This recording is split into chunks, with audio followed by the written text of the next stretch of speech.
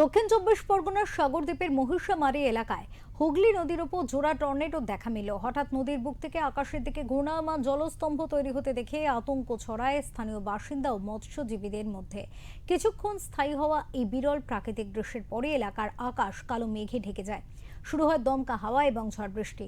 নদীতে থাকা নৌকা এবং ট্রলারগুলিকে দ্রুত নিরাপদ স্থানে সরে আসতে দেখা যায়।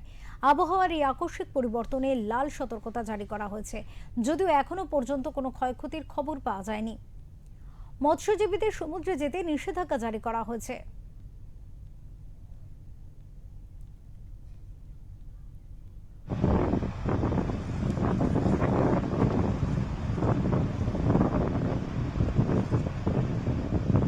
Ayer no vaya.